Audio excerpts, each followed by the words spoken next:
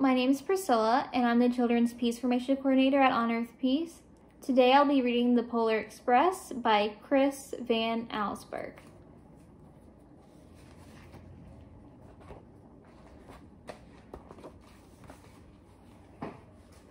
On Christmas Eve many years ago, I lay quietly in my bed.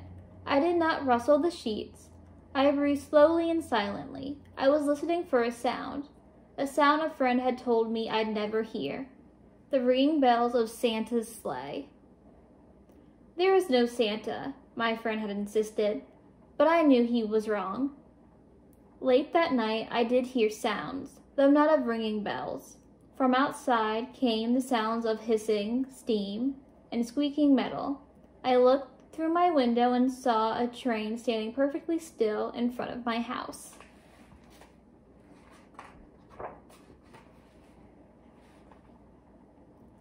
It was wrapped in an apron of steam. Snowflakes fell lightly around it. A conductor stood at the open door of one of the cars. He took a large pocket watch from his vest, then looked up at my window.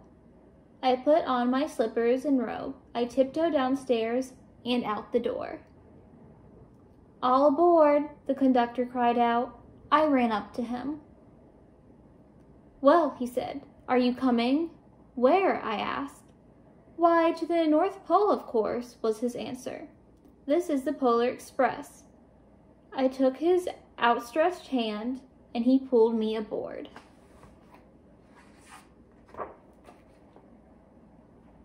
The train was filled with other children, all in their pajamas and nightgowns. We sang Christmas carols and ate candies with nougat centers as white as snow. We drank hot chocolate as thick and rich as melted chocolate bars. Outside, the lights of towns and villages flickered in the distance as the Polar Express raced northward.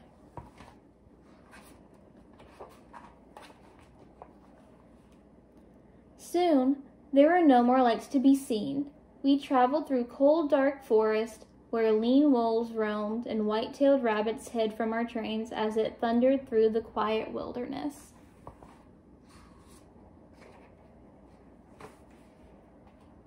We climbed mountains so high it seemed as if we would scrape the moon, but the Polar Express never slowed down. Faster and faster we ran along, rolling over peaks and through valleys like a car on a roller coaster.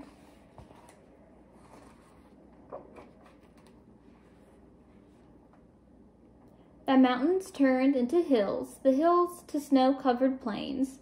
We crossed a barren desert of ice, the great polar ice cap. Lights appeared in the distance. They looked like the lights of a strange ocean liner sailing on a frozen sea. "There," said the conductor, "is the North Pole."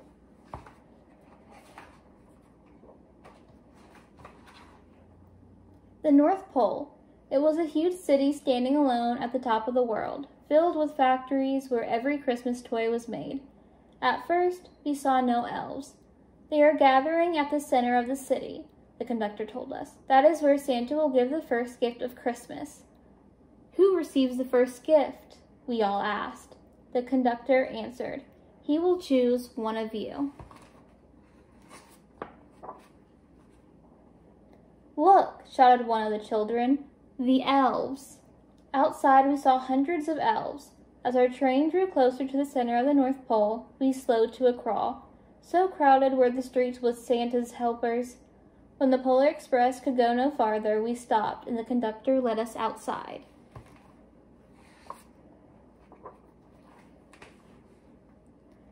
We pressed through the crowd to the edge of a large open circle. In front of us stood Santa's sleigh. The reindeer were excited. They pranced and paced, not ringing the silver sleigh bells that hung from their harness. It was a magical sound like nothing I'd ever heard. Across the circle, the elves moved apart and Santa Claus appeared. The elves cheered wildly. He marched over to us and, pointing to me, said, "Let's have this fellow here." He jumped into his sleigh. The conductor handed me up. I sat on Santa's knee and he asked, "Now, what would you like for Christmas?"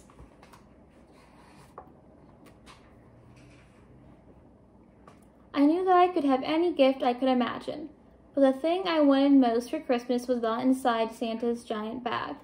What I wanted more than anything was one silver bell from Santa's sleigh. When I asked, Santa smiled. Then he gave me a hug and told an elf to cut a bell from a reindeer's harness. The elf tossed it up to Santa. He stood holding the bell high above him and called out, "The first gift of Christmas."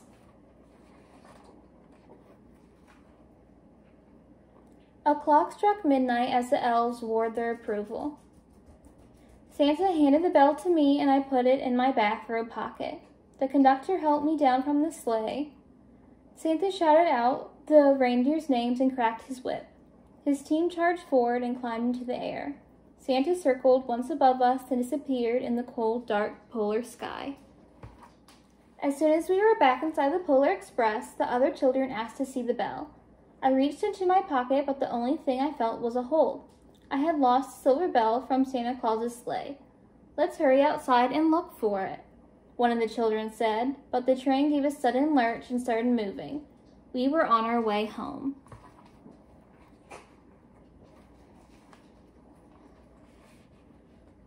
It broke my heart to lose the bell. When the train reached my house, I sadly left the other children. I stood at my doorway and waved goodbye. The conductor said something from the moving train, but I couldn't hear him. "What?" I yelled out. He cupped his hands around his mouth. "Merry Christmas," he shouted. The Polar Express let out a loud blast from its whistle and sped away.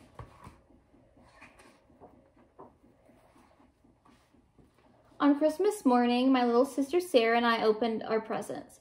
When it looked as if everything had been unwrapped, Sarah found one last small box behind the tree. It had my name on it. Inside was the silver bell. There was a note. "Found this on the seat of my sleigh. Fix that hole in your pocket. Signed, Mr. C."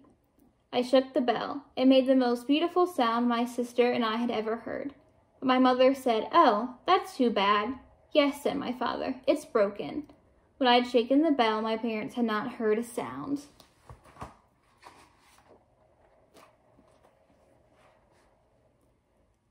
At one time, most of my friends could hear the bell, but as years passed, it fell silent for all of them. Even Sarah found one Christmas that she could no longer hear its sweet sound. Though I have grown old, the bell still rings for me as it does for all who truly believe. The end. Why do you think the boy was chosen to receive the first Christmas gift? Please share. I hope you enjoyed reading the story with me. Until next time, goodbye.